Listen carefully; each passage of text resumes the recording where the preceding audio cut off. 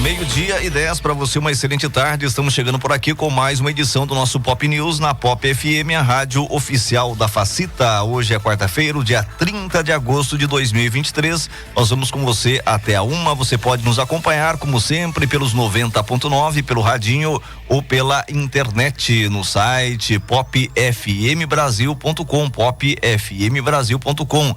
E depois de o jornal ir ao ar, depois de o jornal ir ao ar, depois da 1 da tarde, você vai poder ver ou rever o programa nas nossas redes sociais, no YouTube, Pop FM Brasil. Você pode curtir, compartilhar, ativar o sininho para receber as notificações, se inscrever no canal e, é claro, comentar. Tem também aí a edição disponível no Instagram, @popfmbrasil90.9, @popfmbrasil90.9. Previsão do tempo.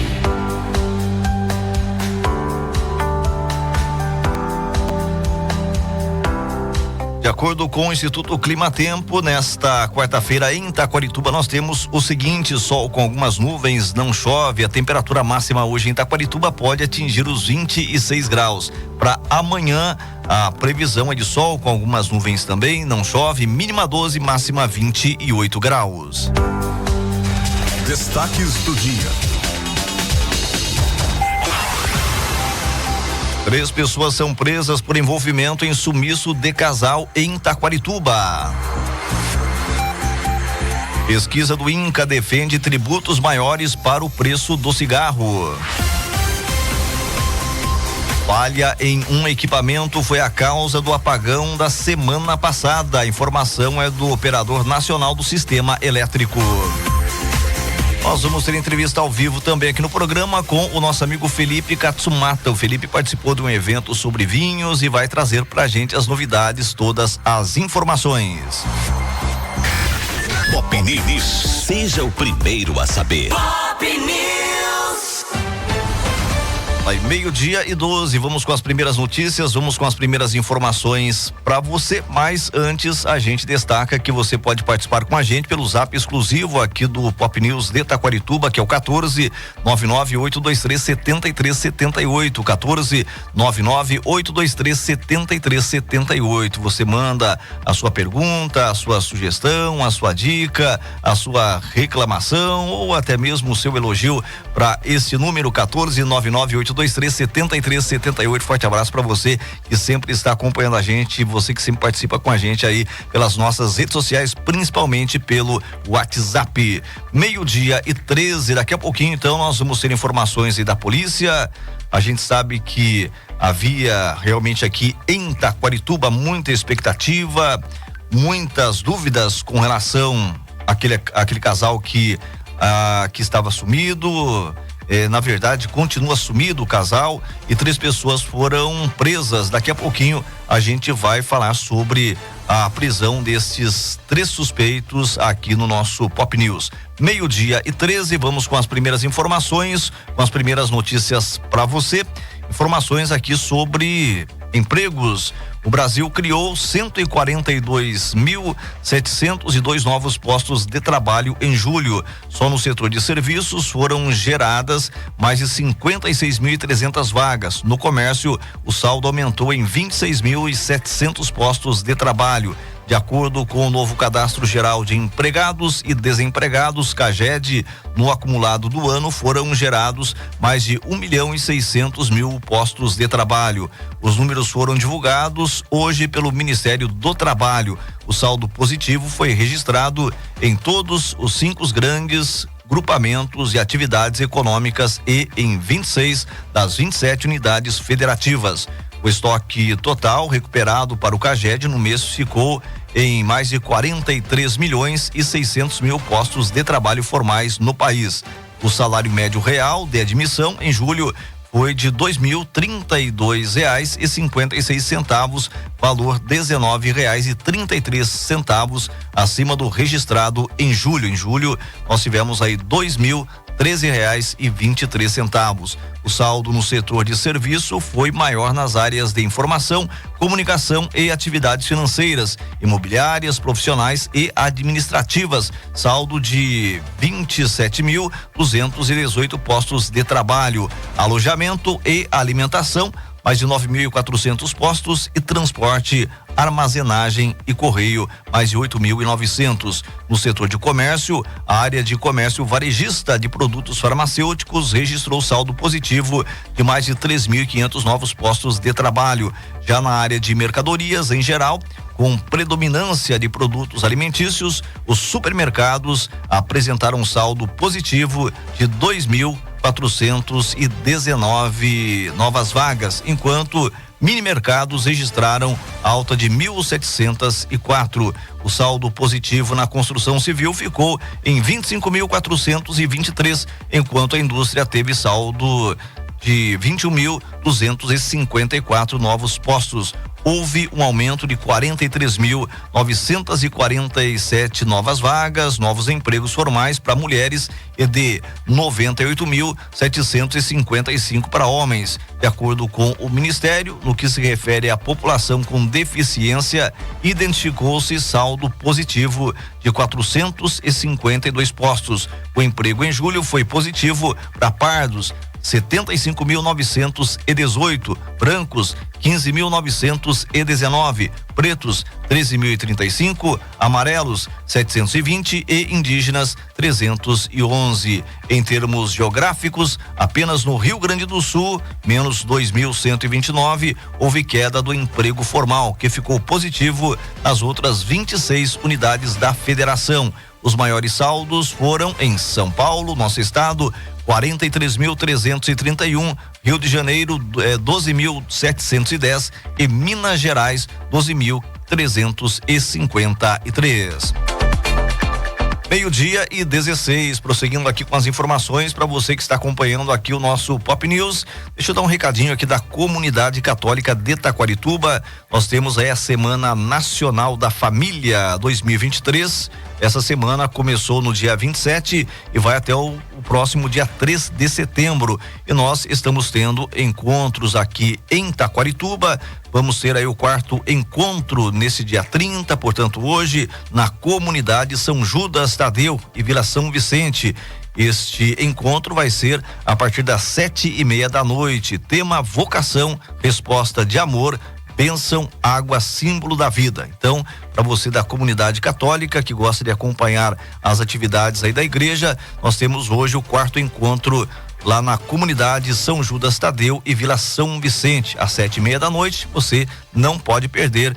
A Semana Nacional da Família 2023 vai até o próximo dia 30. 12:18. Nós temos mais informações aqui para você. Vamos com mais informação aqui da nossa região. Na verdade, a gente falou sobre Taquarituba, economia no começo, Taquarituba, e agora a gente tem uma informação aqui da nossa região para você que está acompanhando a gente. Informações sobre Avaré. Atenção, você que gosta aí de prestar concurso. MP instaura inquérito para apurar possível ilegalidade na contratação de banda para o carnaval em Avaré. Vamos com esta informação. A 3ª Promotoria de Justiça do Ministério Público do Estado de São Paulo instaurou um inquérito civil para apurar denúncia de ilegalidade na contratação da empresa Opus Produções Limitada pela Prefeitura de Avaré, através da inexigibilidade de licitação para a realização de shows durante as festividades de carnaval realizadas no Balneário Costa Azul em fevereiro. Segundo a denúncia protocolada pelo munícipe José Paulo dos Santos Oliveira, mais conhecido como Paulo Proença, a prefeitura, por meio da Secretaria de Cultura, não poderia ter contratado a banda por meio de inexigibilidade de licitação, pois a empresa não ostenta a qualidade de ser consagrada pela crítica especializada ou opinião pública, existindo inúmeras outras bandas que realizam shows carnavalescos similares. Na inexigibilidade, a contratação se dá em razão da inviabilidade da competição ou da desnecessidade do procedimento licitatório. Para o denunciante, Como existem outras bandas que prestam o mesmo serviço da Opus, a prefeitura deveria ter escolhido outra modalidade de licitação, como pregão presencial ou eletrônico. Ainda segundo a denúncia, em virtude de problemas de infraestrutura no local, devido à chuva que atingiu o município, os shows dos dias 18 e 19 de fevereiro foram cancelados. Porém, a empresa contratada teria recebido o valor integral do contrato. Diante dos fatos, a promotora Gilmara Cristina Braz de Castro determinou que um inquérito civil seja instaurado por improbidade administrativa, danos ao erário e violação a princípios. O MP determinou que a prefeitura apresente defesa no prazo de 15 dias. Diz aqui a determinação do Ministério Público, aspas, oficie-se à Prefeitura Municipal da Estância Turística de Avaré para que preste esclarecimentos sobre os fatos, especialmente com relação aos requisitos do artigo 25.3 da Lei 8.666 de 93, aplicáveis à contratada, bem como esclarecimentos acerca do pagamento ou não pelos shows eventualmente não realizados durante o evento, encaminhando a esta Promotoria de Justiça por meio digital cópia integral do procedimento de inexigibilidade de licitação e documentos pertinentes aos pagamentos realizados por conta do contrato. 12:21, você deve ter ouvido eu falar no comecinho sobre concurso, me informaram que seria sobre isso, mas na verdade é essa instauração aí por parte do MP de inquérito para apurar possível ilegalidade na contratação de banda para o carnaval em Avaré. 12:21, vamos prosseguindo aqui com as informações, com as notícias para você. Vamos falar agora sobre saúde. Pesquisa do INCA defende tributos maiores para o preço do cigarro. Vamos ouvir informação com a Tatiana Alves. R$5,68. Essa é a média de preço do cigarro fabricado no Brasil. Um valor que incentiva o consumo, segundo uma pesquisa do INCA, Instituto Nacional do Câncer. O estudo inédito divulgado nesta terça-feira foi feito em parceria com a Universidade de Illinois, em Chicago, nos Estados Unidos. O cigarro legal brasileiro é o segundo mais barato das Américas. O pesquisador do INCA e autor do estudo, André Sclo, defende tributos para o setor como forma de desencorajar o hábito de fumar. Está tendo agora uma discussão, obviamente, na reforma tributária. É importante que a gente atinja, obviamente, os objetivos de saúde e de política fiscal. Isso a gente vai conseguir através do fortalecimento, de um imposto seletivo para o tabaco, a arrecadação dele possa ser destinado para ações de prevenção e assistência, inclusive ações de prevenção envolvendo campanhas de sensibilização, de conscientização desse público jovem, adolescente, que é o alvo da indústria do tabaco. Ainda segundo a pesquisa do INCA, cerca de 40% dos cigarros consumidos em território nacional pertencem a marcas que entram no Brasil ilegalmente. O estudo aponta que após a reforma tributária de 2012, o preço médio do produto legal era quase 150% maior em relação ao cigarro ilegal. Atualmente, essa diferença caiu pela metade. Ainda segundo a pesquisa, o enfraquecimento da política de preços e impostos sobre o produto favorece o aumento de fumantes adolescentes. Mesmo com a diminuição na proporção de 35% de fumantes no Brasil em 1989, para 10% em 2023, o número de óbitos ocasionados por doenças relacionadas ao cigarro ainda preocupa. No Brasil, são 157 mil mortes anuais que custam 125 bilhões de reais aos cofres públicos. Apesar do número ainda alto, medidas como a proibição do fumo em espaços públicos fechados e em locais de trabalho colaboraram para que em 2021 a América do Sul fosse classificada pela OPAS, Organização Pan-Americana de Saúde, como uma área 100% livre do fumo. Mais de 1 bilhão de pessoas consomem cigarro em todo o mundo, especialmente em países subdesenvolvidos, com 8 milhões de óbitos anuais em decorrência do fumo. Da Rádio Nacional no Rio de Janeiro, Tatiana Alves.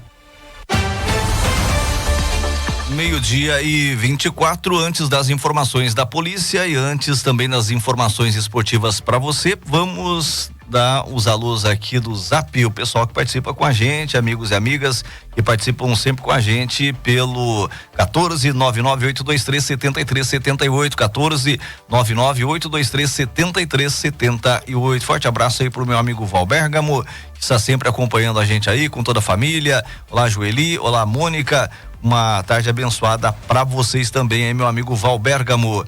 Quem tá sempre com a gente também é o meu amigo Amadeu. Forte abraço para você, meu amigo Amadeu, para você, para todos os taxistas de Itaquarituba e de toda a nossa grande região. Lá, meu amigo Roque, o Roque tá sempre acompanhando a gente, sempre ouve aqui o nosso Pop News. Forte abraço, meu amigo Roque.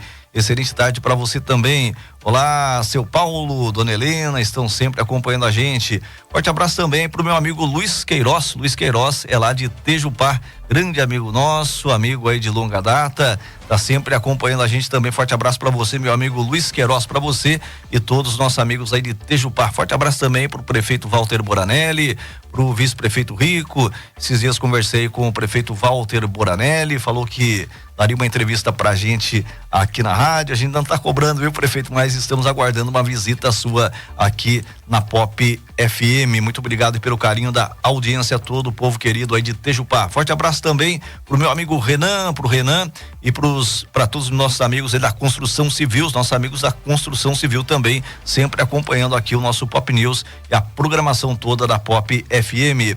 Olá, minha amiga Lene, a Lene também tá sempre acompanhando a gente. Olá, Lene, excelente tarde para você, minha amiga, para você e para toda a família. Forte abraço também para minha amiga Silmara e família, estão sempre com a gente também. Forte abraço aí para todos vocês. Agora 12:26 aqui no nosso Pop News. Polícias.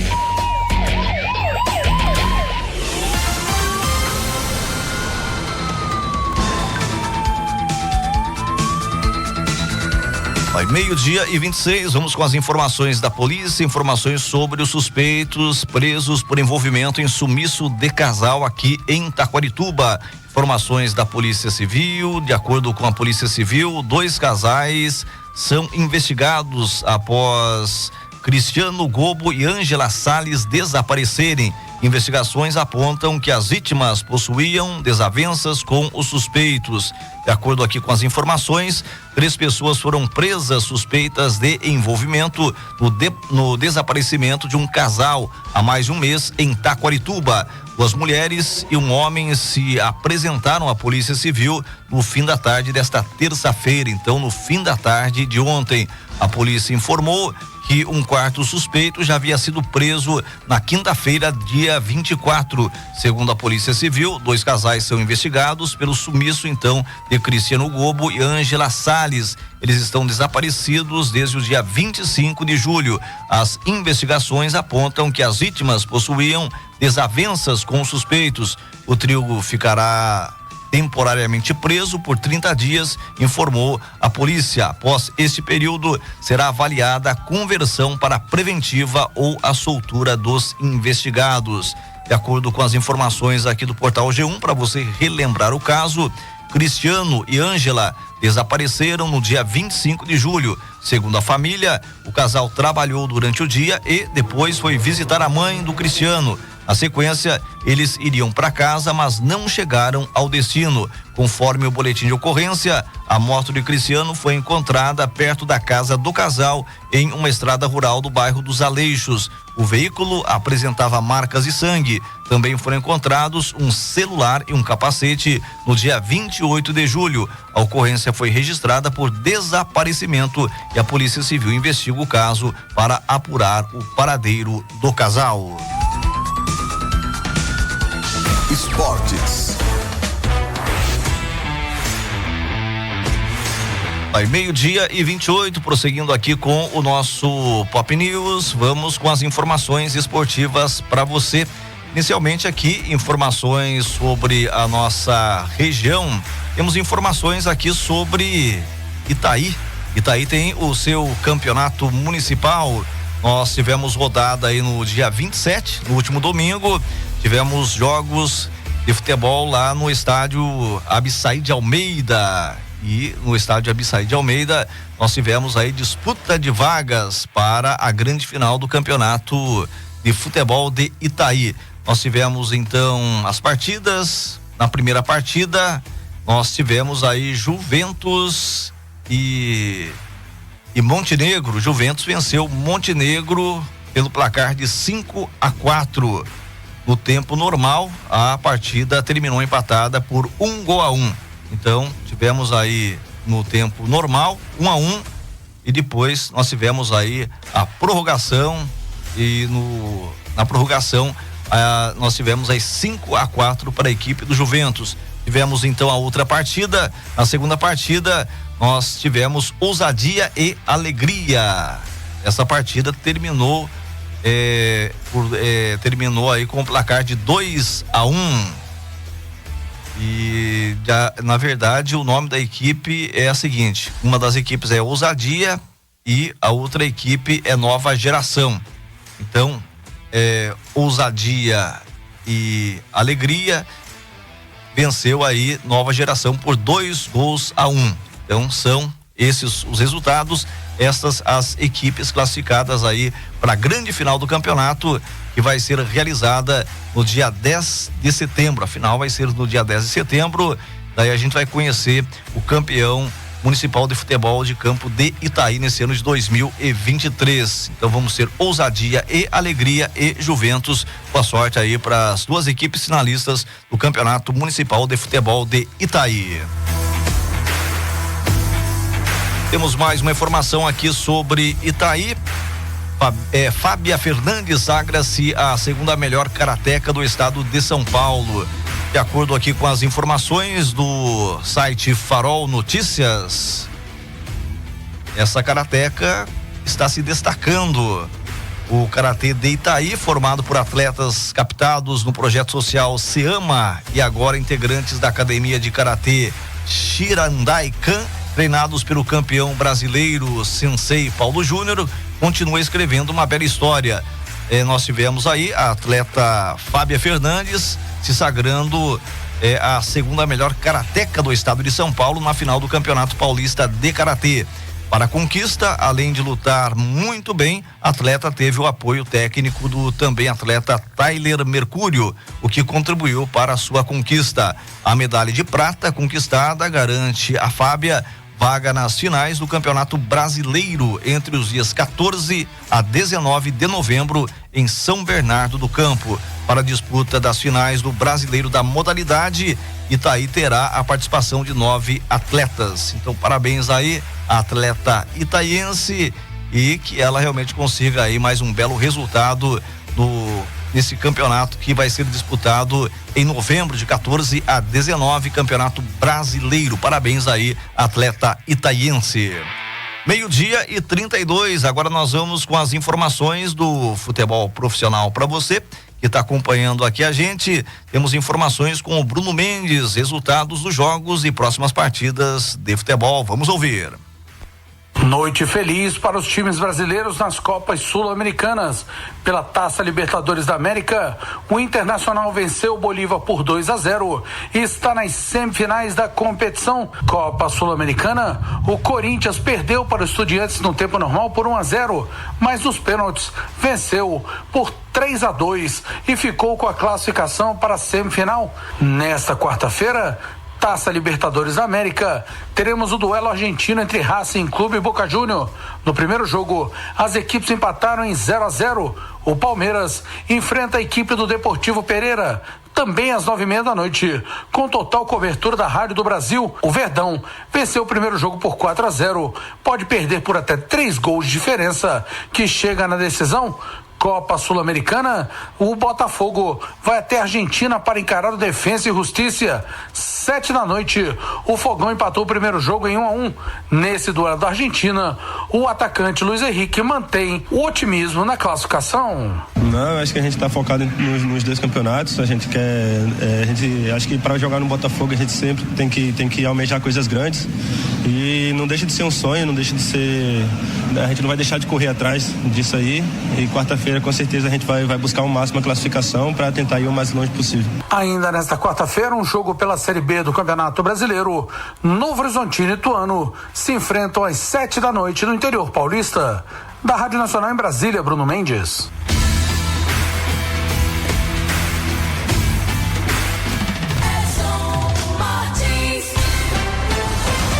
12:34, daqui a pouquinho nós vamos ter entrevista aqui no Pop News com o nosso amigo Felipe Katsumata. O Felipe participou aí de um evento sobre vinhos e vai trazer pra gente as informações, as novidades daqui a pouquinho aqui no Pop News. Vamos que vamos aqui com o programa. Deixa eu mandar um abraço também aqui pro meu amigo Antônio Português. Meu amigo Antônio Português tá sempre acompanhando a gente também, né? Meu amigo Antônio Português é palmeirense. Antônio Português sempre ouvindo aqui o nosso Pop News. 12:35, vamos com mais informações, com mais notícias para você que está acompanhando aqui o programa.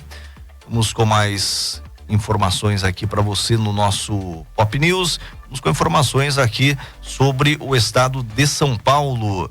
Nós temos informação aqui sobre segurança pública. Número de fuzis apreendidos no estado dobra em 7 meses. O estado de São Paulo dobrou o número de fuzis apreendidos nos 7 primeiros meses deste ano. De janeiro a julho foram recolhidos 108 armamentos desse porte, enquanto que no mesmo período do ano passado foram apenas 51 apreensões. A quantidade já quase superou todo o ano de 2022, que terminou com 110 fuzis retirados das ruas. O mês que bateu recorde de apreensões nesse ano foi março, com 37.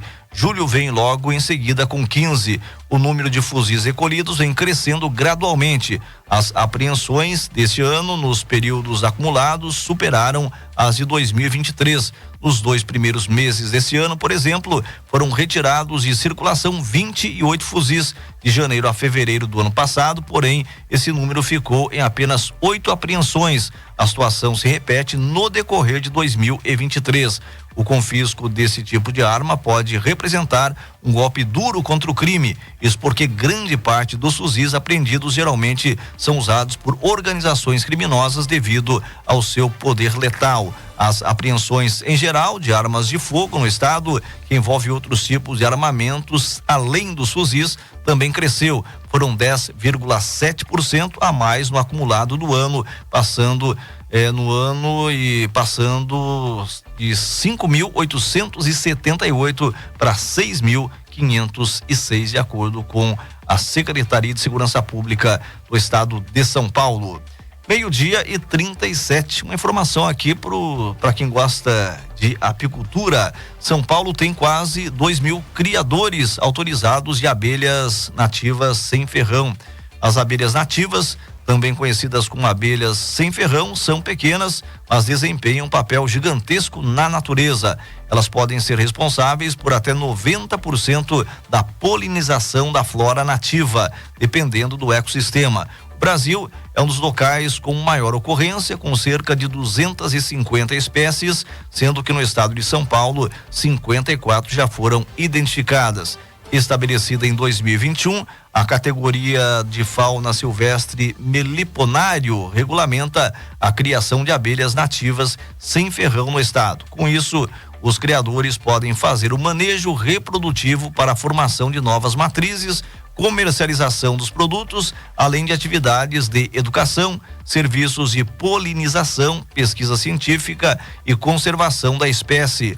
Até o momento, 1973 meliponicultores paulistas possuem autorização, mas o número pode crescer, já que o cadastramento para criadores no Sistema Integrado de Gestão da Fauna Silvestre, GEFAL, da Secretaria de Meio Ambiente, Infraestrutura e Logística, CEMIL, encerra em dezembro deste ano. Nessa etapa, o objetivo da CEMIL é o de formar uma base de dados abrangente sobre o tema, o que permitirá a elaboração de políticas públicas específicas no futuro. De acordo aqui com as informações, o objetivo principal é o de conhecer o universo dos criadores e obter dados específicos sobre a criação das abelhas sem ferrão, como as espécies e a origem das colônias, além de proporcionar segurança para quem exerce a atividade. É o que diz aí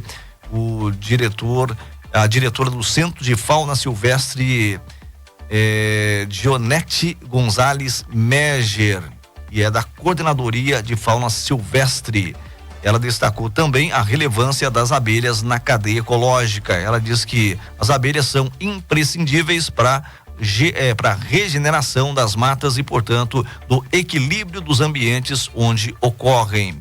12:39. Nós temos por aqui mais informações da nossa equipe de reportagem. Para você que está acompanhando aqui o nosso Pop News, falha em um equipamento foi a causa do apagão da semana passada. A informação é do Operador Nacional do Sistema Elétrico. Informações com Osama El Gauri. Vamos ouvir. Uma falha de equipamento foi o que provocou o apagão que deixou 29 milhões de pessoas sem energia no país no dia 15 de agosto. A informação foi divulgada pelo ONS, o Operador Nacional do Sistema Elétrico, nesta terça-feira. Segundo o diretor-geral do ONS, Luiz Carlos Sioc, o sistema de proteção de uma usina chamado regulador de tensão demorou mais tempo do que o previsto para entrar em ação. Isso acabou gerando uma sobrecarga que causou blackout há 2 semanas em quase todo o país, com exceção do estado de Roraima, que não tem o sistema ligado ao resto do país. O chamado Evento Zero, que contribuiu para que o apagão acontecesse, foi o desligamento da linha de transmissão 500 kV Quixadá-Fortaleza. A interrupção do fornecimento de energia elétrica no dia 15 de agosto começou por volta das 8:30 da manhã, pelo horário de Brasília. Nas regiões Sul, Sudeste e Centro-Oeste, de acordo com Sioc, o serviço foi restabelecido quase que integralmente em menos de 1 hora. Já na região Nordeste foram necessárias 3 horas para restabelecer apenas 70% da carga afetada. E no Nordeste, às 5 horas da tarde, mais de 90% da carga estava recuperada. O detalhamento das causas e das responsabilidades pelo apagão estarão num relatório do ONS que deve ser divulgado nas próximas semanas. Com informações da Agência Brasil, da Rádio Nacional em Brasília, Osama El Gauri. 12:41, prosseguindo aqui com as informações para você que está acompanhando aqui o nosso Pop News. Homicídios recuam 10% no estado de São Paulo e batem em queda recorde em 23 anos, de acordo com a Secretaria de Segurança Pública. Os homicídios dolosos caíram mais uma vez no estado de São Paulo. Nos 7 primeiros meses do ano foram 1.489 casos, 10% a menos em relação ao mesmo período de 2022, que terminou com 1.654 registros. Em julho, o recuo foi ainda maior, de 37,5%, passando de 259 para 162. Tanto no mês quanto no acumulado, os números são os menores desde 2001, quando a série histórica foi iniciada. As mortes intencionais começaram a cair a partir de maio. Nos 5 primeiros meses do ano, o indicador recuou 2,7%, de 1.168 para 1.136. Já na comparação mensal, a queda foi de 228 para 195, 14,5% a menos. Ambos foram os menores totais registrados para o indicador em 23 anos. No primeiro semestre, situação semelhante aconteceu, com recorde histórico de redução no mês e no acumulado do ano. Foram 1.327 mortes de janeiro a junho, ante a 1.395 no mesmo período de 2022, queda de 4,9%. Em junho, o recuo foi de 15,9%, de 227 para 191. Os dados positivos são resultados da atuação das forças policiais, isso de acordo com a Secretaria de Segurança Pública, e se deve a isso e também da criação de políticas públicas eficazes para combater este tipo de delito. Um deles é o Sistema de Informação e Prevenção aos Crimes contra a Vida, SP Vida, lançado em fevereiro. A plataforma automatiza os dados e auxilia as polícias a analisar a dinâmica criminal dos crimes contra a vida, para que desta forma seja possível elaborar diagnósticos e planos e ações com o intuito de reduzir as mortes no estado. A ferramenta permite que a população também tenha acesso aos dados e possa consultar, por exemplo, em quais locais as mortes ocorreram. O mecanismo amplia a transparência e dá ao cidadão participação ativa no processo, para que não só cobrar ações do poder público, mas ajudar com informações, vídeos e imagens que possam colaborar na elucidação dos fatos. O sistema SP Vida pode ser acessado no seguinte site: ssp.sp.gov.br. SSP de Secretaria de Segurança Pública de São Paulo.sp.gov.br. Outra medida que impacta diretamente na redução das mortes, de acordo com o governo paulista, é a retirada de circulação de armas de fogo ilegais. As apreensões cresceram 10,7% no estado de janeiro a julho deste ano, em comparação com o mesmo período de 2022, passando de 5.878 para 6.506. Dessas, 108 eram fuzis. 12:45. Vamos com mais informações aqui para você que está acompanhando o nosso Pop News. Proposta de orçamento será entregue ao Congresso nesta quinta-feira. Informações com a Priscila Mazenotti. A peça orçamentária para o ano que vem já está pronta e será entregue ao Congresso nesta quinta-feira, dia 31, último dia de prazo, segundo a Constituição. O texto foi concluído há cerca de 2 semanas, antes do presidente Lula viajar à África. É o que disse o ministro da Fazenda, Fernando Haddad. E ele vem equilibrado, segundo o ministro, ou seja, sem superávit e sem déficit. No dia 31 a gente apresenta os parâmetros, os dados, as medidas fiscais, já fechado com o planejamento, a área econômica toda, o orçamento está indo equilibrado. Equilibrado significa que as receitas primárias são iguais às despesas primárias, entendeu? Nesta terça-feira, a junta orçamentária se reuniu com o presidente Lula. Na pauta, além do envio do orçamento, a sanção do arcabouço fiscal, que prevê justamente zerar a meta de déficit primário com margem de 0,25 ponto percentual do PIB. A sanção deve ocorrer nos próximos dias. Já sobre a proposta de desoneração da folha de pagamento, o ministro afirmou que está aberto a discutir mudanças, principalmente uma feita pelo Senado, que reduz de 20% para 8% a alíquota previdenciária paga por 3 mil municípios. Locais com até 142 mil habitantes. Eles alegam que precisam dessa medida por causa da queda de arrecadação. Já o ministro admitiu o encolhimento da arrecadação em julho, o que acabou afetando as prefeituras por causa da repartição menor do Fundo de Participação dos Municípios. Mas afirmou que é preciso esperar ainda os dados de agosto. E acrescentou que sobre esse assunto não foi procurado pelos setores e que está aberto a sentar com representantes dos municípios para conversar.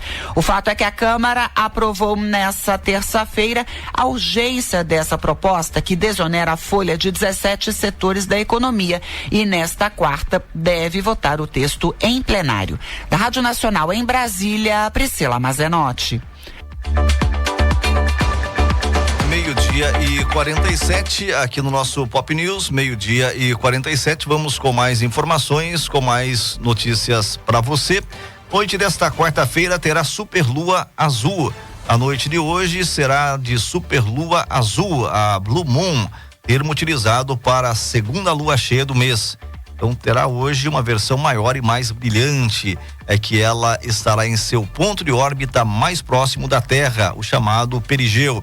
Musa inspiradora de uma das canções mais conhecidas do mundo, composta por Richard Rodgers e Lawrence Hart, a Blue Moon, enquanto música, foi eternizada em vozes como as de Frank Sinatra, Elvis Presley, Ella Fitzgerald e Billie Holiday. Aí, legal, hein?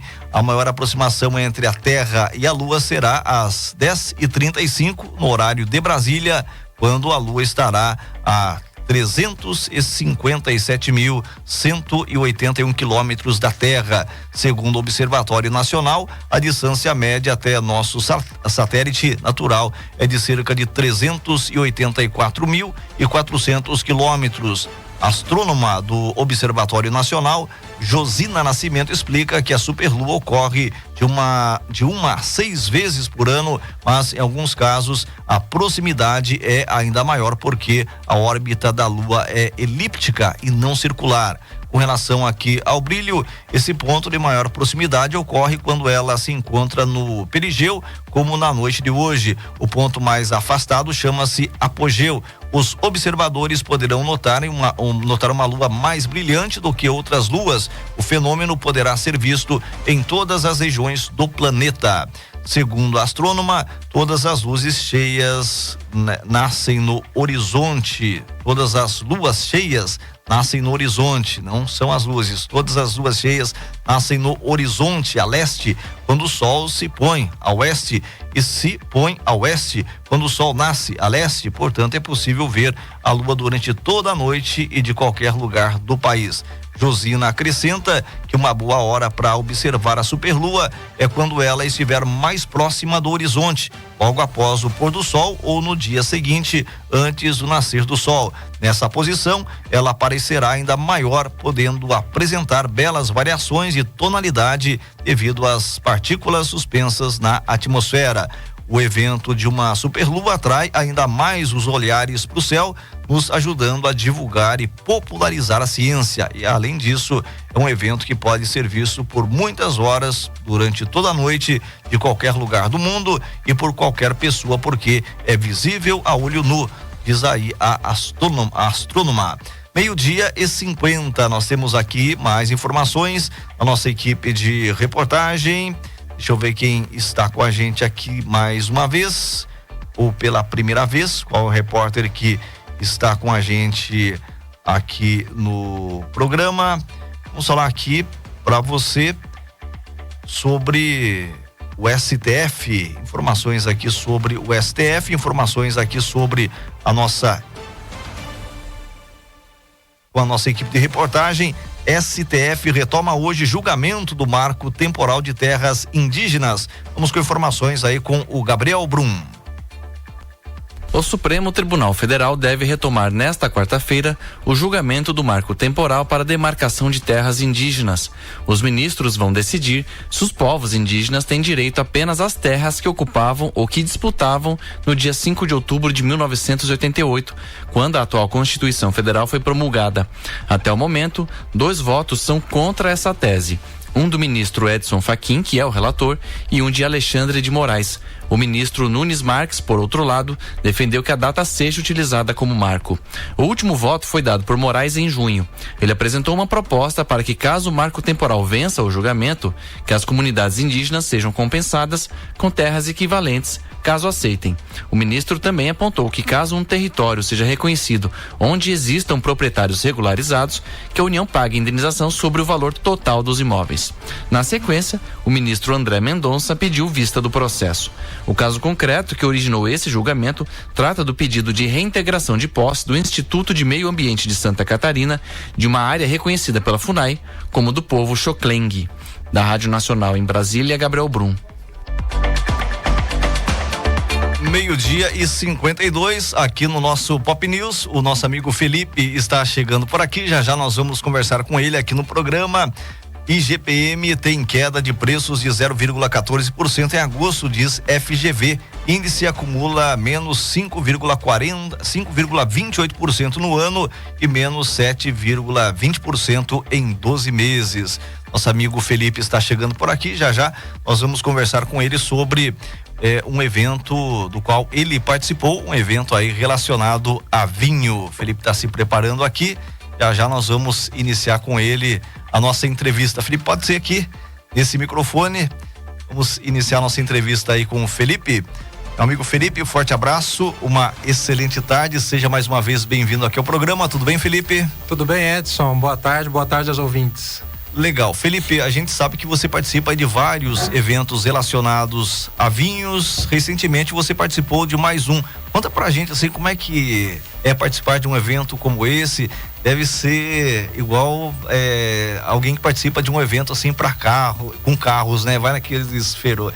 Não digo feirões, como é que é o nome correto? Me fugiu agora aqui o termo. É uma feira mesmo, né? Daí tem aqueles carros, tal, né? A pessoa vê lá carros de todos os tipos. Então, com relação aos vinhos, deve ser praticamente a mesma coisa.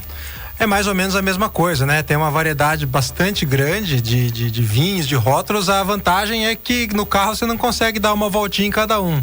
Agora no vinho você vai tomar um golinho pelo menos de cada um. Consegue provar aí um pouquinho de cada. Consegue provar um pouquinho de cada, com certeza. São muitos, né? Na verdade, quando a gente fala que vai provar todos, não dá. Mas consegue pelo menos ter uma boa noção do que é o vinho hoje em dia, os produtores, os países aí que estão trazendo. Ô Felipe, este evento aconteceu onde? Esse mais recente? Esse evento específico aconteceu em São Paulo, foi o Encontro Mistral, que é na verdade uma única importadora que já vai fazer esse encontro faz 20 anos. E eles só não tiveram esse evento nos anos da pandemia, porque aí realmente não tinha como fazer, estava tudo fechado, né? E até o ano passado também eles talvez ficaram um pouco receosos em organizar o evento, porque com certeza tem que ser um evento organizado com bastante antecipação. Mas esse ano, felizmente, eles tiveram aí a 20ª edição desse encontro e vai ter todos os anos aí a partir disso. O Felipe, e quem participa desses eventos? Só brasileiros, pessoas de outros países também? Quem que participa? No caso do Encontro Mistral, essa importadora, eles trazem bastante dos produtores que eles importam. Então ali quem são o pessoal que está apresentando os vinhos, muitas vezes é o próprio dono da vinícola, que vem da França, que vem de Portugal, que vem da Argentina, do Chile, dos Estados Unidos. A gente teve até produtor da Hungria. Legal. Que veio para o evento. Então, ou eles mandam uma pessoa, né? Mas sempre se a vinícola é de outro país, que é a maioria dos casos, né? De uma importadora, né? Eles vão sempre trazer o pessoal de fora. Quando não é o dono, é um gerente, é o enólogo, é o gerente da empresa. Enfim, é um evento bastante internacional. E como que é se comunicar com esse pessoal? Você morou fora do país, Felipe? Por pouco tempo, sim. Por pouco tempo, mas consegue se comunicar legal com esse pessoal todo? Tranquilo. E assim, é uma linguagem rápida, né? Uma linguagem rápida, então todo mundo ali vai se comunicar no inglês, arranhar talvez um espanhol. O francês também dá pra entender. Difícil quando você chega. Se bem que produtor de vinho são desses países, a maioria, né? A maioria são desses países. A maioria desses países latinos, né? Com língua. Países latinos não, mas com a língua, né? De origem latina. Então não é tão difícil. E quando a língua é uma coisa muito complicada, eles colocam um brasileiro lá, né? No caso dos vinhos húngaros, os vinhos alemães.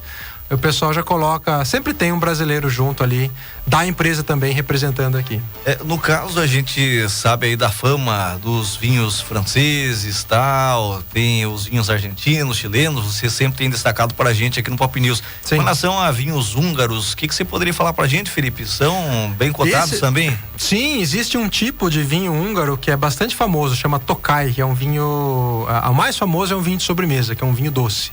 Ele é um vinho caro, chega aqui no Brasil por um preço sempre muito alto, então ele não é muito popular pelo preço, é um vinho que o rendimento é baixo, a uva precisa apodrecer no cacho, que se fala a podridão nobre, né? Então é um vinho que fica caro para trazer, geralmente aí na faixa dos R$300 no mínimo, que você vai encontrar um vinho Tokaj da Hungria. Os tintos, os brancos comuns, eles não são caros, não necessariamente, então são mais acessíveis. Mas é um país pequeno, com pouca coisa que vem pra cá, é um vinho menos popular, é um vinho pra gente curiosa. E no caso, qual o vinho mais caro que tava nesse evento? Você tem a informação pra gente? Olha, entre vários ali que tinha um americano, um vinho dos Estados Unidos, da Califórnia, chama Opus One, é bastante famoso. Eu acho que a garrafa dele deve ser em torno de uns 6 a 7 mil reais uma garrafa. De 750 ml. De 6 a 7 mil? 6 a 7 mil. 7 mil Tinha reais. Também os vinhos franceses da Borgonha, né? Uns vinhos da Borgonha, esses chegam também facilmente a esse valor. Vinho do Porto tinha uns vinhos do Porto mais antigos também, que são mais caros, talvez não tanto, mas beiram ali os 2 mil reais uma garrafa. Tinha a Vega Sicília da Espanha, também é um vinho que chega facilmente ali nos 5, 6 mil reais uma garrafa. Então é um evento que você prova coisa que normalmente não teria uma ocasião que eu fosse provar, né? É muito interessante participar, você acaba provando esses vinhos icônicos, né? Que custam aí milhares e milhares de reais. E o preço faz o gosto ficar melhor, Felipe, ou não? Ou você prova um vinho ali de R$300, por exemplo, e acha tão bom quanto um vinho de 6, 7 mil reais? Como é que é isso? Olha, o vinho, quando um vinho alcança um preço desse, é lógico que ele sempre é um vinho sem defeitos. Ele é especial. Ele não tem defeitos, né? Mas isso não significa que um vinho de R$100, por exemplo, também possa ser um vinho sem defeitos. O que acontece é que quando o vinho chega nesse preço é pela raridade, é pela disputa, né, de mercado. Imagina que o importador quer trazer para o Brasil uma quantidade, ele disputa com o mundo inteiro, né, essa quantidade. Você pega um vinho francês da Borgonha, existem rótulos que usam 0,75 hectare a plantação de uva. Isso é nada, né? A gente falar aqui dos nossos produtores rurais aqui, falar de 0,75 hectare não é nada. E você imaginar que um único rótulo famoso, disputado, ele todo ano a área que as videiras ocupam é 0,75 hectare, ou seja, é uma produção muito pequena, né? E o produtor ainda escolhe os melhores cachos, então o vinho acaba ficando raro. Ele justifica o preço? Ele é um vinho mais caro, produção pequena, todo o cuidado que ele tem que ter. Você imagina que ele colhe no ano de 2023 para pensar em vender dali 4, 5, 6 anos, né? Quase algo exclusivo. Exato, então tem que esperar todo esse tempo. Mas aí não justificaria custar tanto. O preço começa a aumentar quando ele começa a ganhar fama, quando as pessoas ricas do mundo vão querer tomar esse vinho, aí você tem que disputar com elas, né? E é por isso que ele chega nesse preço. Então, quanto maior a procura, mais alto é o preço. É, a procura. Não significa que ele é um vinho melhor a princípio. Ele não vai ter grandes defeitos, não vai ter defeito. Porque o produtor que conseguiu chegar nesse ponto de ser disputado, com certeza ele faz um produto bom. Mas isso não significa que você não vai ter uma boa experiência com um vinho 100 vezes mais barato até, com né? Com certeza. Ô Felipe, no caso, você, como a gente já disse, participa aí de vários eventos, tem algum vinho que você provou lá pela primeira vez e falou, nossa, esse vinho aqui realmente é excelente? Tem algum vinho nesse sentido? Cara, há muitos vinhos ali que são realmente muito bacanas, né? Eu provei um vinho francês famoso também, chama Chateau de Beaucastel, que é feito na região no sul da França. Muito interessante, muito diferente, muito gostoso. A gente provou também um vinho branco da França, um Sauvignon Blanc, que é um vinho assim com um aroma muito perfumado, muito legal. Os vinhos da África do Sul também, embora eu venda e tenha já há bastante tempo vinhos da África do Sul, mas ali eu tive a oportunidade de provar algumas coisas também que eu não conhecia. Então também ali para mim, acho que França e África do Sul foram os países assim que mais me surpreenderam positivamente, assim, na questão de provar e ser uma coisa nova, ser uma coisa assim que eu não estava esperando. E o Felipe trouxe pra gente aí alguns vinhos, ou um exemplar, Felipe? Eu trouxe algumas coisas, assim. Tem como mostrar pra gente? A gente tem ali a câmera e o Felipe vai mostrar pra gente, é muito interessante. E tem um vinho ali que veio até numa caixa, que legal, hein? Eu trouxe um que a gente foi fazer, que tava lá nesse evento, né? Inclusive os enólogos, o criador desse vinho aqui, para essa câmera que eu mostro. Olha lá, tá mostrando, lá você se... Aonde? Olha lá, isso, mostra aí, mostra e vai falando, nessa câmera aqui. Nessa câmera mesmo? Nessa daqui, ó. Esse vinho aqui, a gente teve a oportunidade de estar junto com o criador desse vinho. Dá uma viradinha, né? Assim pra gente ver o rótulo lá. Olha lá, ó. Aqui, ó. Olha lá. Isso, o grande inimigo, né? A gente teve a oportunidade de conhecer e conversar com o criador desse vinho aqui, que é o Alejandro.